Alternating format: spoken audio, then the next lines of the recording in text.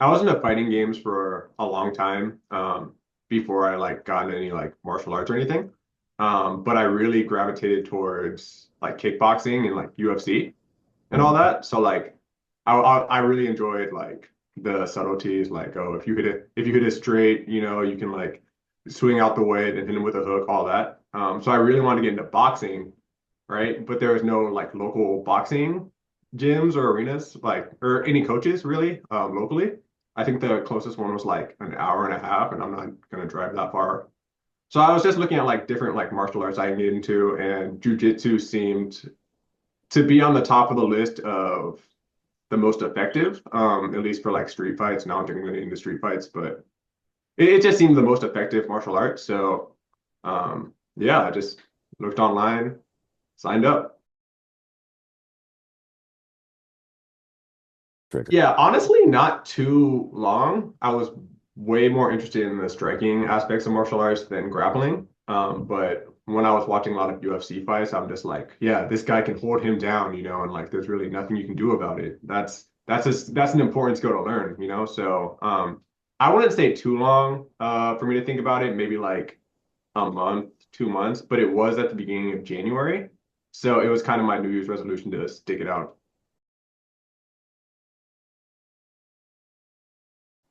Well, I was doing a bunch of trial classes at local places, and I think the instruction, the atmosphere that you brought was really refreshing. A lot of people who do martial arts, they think that it's like very this formulaic thing to like win a grappling match or win a fight or whatever, but it's really not. And I really appreciate that you kind of you took your approach to learning to like really emphasize that it's not really about specific moves or like specific ways to do things. It's more it's more like it's more subtle, I would say. I'm trying to find the right word. It's a little less structured, but it's more helpful to learn how to compete or like how to win a grappling match, which I really enjoyed. Yes, I think I did. My concerns were really because when I first started, and I still kind of am, but I was a really lanky guy, like didn't really go to the gym much, didn't really do anything, and like I stepped into the mats for the first time, and like there's just like you, Big Mike, like huge, freaking the other guy that was trying out, huge, but I'm Yeah. like. But when I got there, you guys were very inviting. You guys were very patient with like me starting basically a whole new language, right? Because I feel like rapping is like a different language. And like I was really able to, I really felt welcome in the gym. Like I really didn't feel like there was any like body that's like judging you for not knowing what you don't know. Everybody's just there to help. So I really enjoyed that. So I feel like for newer people, they have the same concerns. Like they're worried about not fitting into the group or like they're worried about getting injured. But like I said, like everybody there's very accepting of like where you're at, and they all kind of want to help you get better because it helps them too. So I feel like just having the that mat culture is really important to making newer people feel safe. That the culture on the mats is like really inviting. No one's really out to like get you or like stroke their ego or anything. Yeah, the music or like the atmosphere that the mats bring, it's very. I was telling somebody else this the other day. It's very like 70s, 80s, Yeah. So like, so like right when you step in, it's like you're in like it's like you just like stepped into like a time machine and like you're just back in the 70s or the 80s. I'd say the thing that your place does differently from other places is it has a little bit less emphasis on specific moves and it has more emphasis on concepts. So like you can teach somebody how to pin somebody in side control, right? But or you can tell them like, hey, these are the levers that will pin them down. Control these levers and then like they won't move anywhere. Or you can limit their movement. That's something that I've seen different from your gym and the way you teach compared to other gyms. Um, But yeah, like I said, like you can go to any gym that trains jujitsu and like the culture will more or less be the same. The teaching might be a little bit different, but it's really how you want to learn and does that teaching fit with your learning style, I think. Somebody who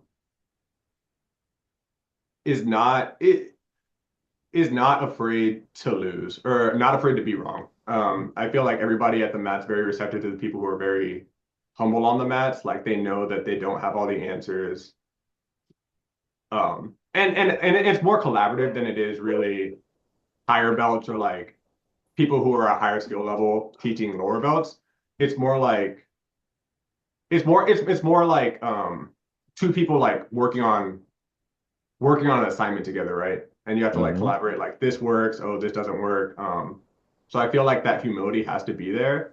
And maybe this is selfishly for me, but I really like the competitors, like I wouldn't say like the psychos, though I do love being around my psychos, but I do love the people who are just like competitive, like the people who like wake up, want to get better, do everything to get better. And I don't think that's like a requirement to come to the gym or whatever. Like you can just come in and you can be a hobbyist, work on your game or whatever. But I feel like the people who are really receptive to staying long term in jujitsu are the people who are very humble and very competitive, which is a very hard niche to catch. I mean, I tell the guys every single time, like competing for me has been some of the hardest things I've ever done, mentally, physically, all that. But I mean, I tell them the same thing, especially the people who like first compete. Like those nerves are gonna come. They might not come like 2 weeks before the tournament. It might not come a week before the tournament, but like eventually it's gonna come, and you have to realize how to deal with that, or else you're gonna get too in your head, and then you're not gonna do the jujitsu that you train for. Because if you're too in your head and you're very reactionary about like what the other guy's gonna do, oh, he has more training than me, blah blah blah blah, then you're gonna freeze up like when you get to the stage. So I think it is. I think competition is really it's definitely like very physically taxing, but it's a lot more mentally taxing. And if you can get around that, then you can compete at the level that you want to compete at.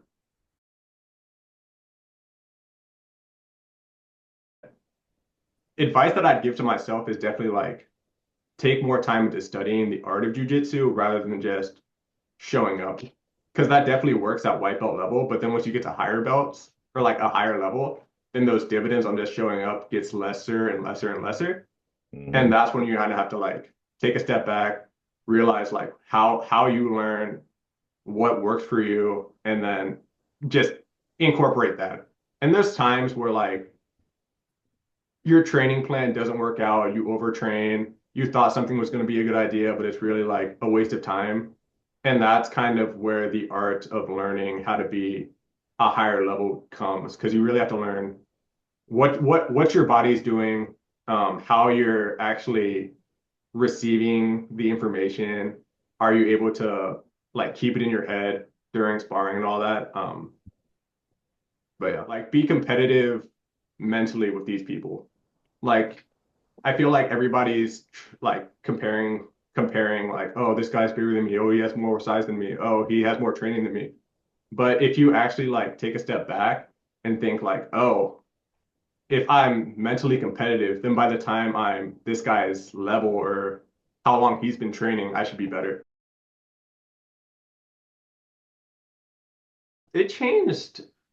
I wouldn't say it like did a complete 180, but it definitely made me prioritize my health, which is really important. I feel like in any martial arts or any sport that you're into, like you want to get as good as possible, and the thing that really limits you is the energy you have, your body, because you can like go out and jujitsu, do 20 rolls or whatever, but by the end of the week, you're kind of like spent. But yeah, I think my health was the biggest thing that I had to like really shift. I couldn't really eat whatever I wanted. I mean, I still can, but like I'm a little bit more conscious about eating like and how it will affect my training. I think the thing that really changed apart from the health aspect individually was the social aspect. I met a lot of like really good people. Like I said, all the training partners just want to help you out. So I really got to experience different people kind of coming in, and I really like that aspect of people who are like just just in the pocket, trying to like grind, work on themselves. I really enjoy that. Um, so yeah, the social aspect was really good. The health aspect was really good. And yeah, I feel like I'm walking around with just a little air of confidence now, just because I'm not worried that somebody's gonna take me down and like hold me there. I would say just drop in. Like if you're thinking about jujitsu or any martial art, just drop in, try it out. Talk to the people, talk to the newer belts, talk to the higher belts, see what they enjoy about that martial art or jujitsu or whatever. Um, but yeah, once you step into the mats, then you'll really get it. I feel like people who are trying out for the first time, they're on the fence. They don't really understand like what jujitsu is or like what a specific martial art is. But once you go in and try it and like really like see, oh, this is what I like about it. This is what like I'm not or I'm on the fence about. All those questions or a majority of those questions are going to get answered.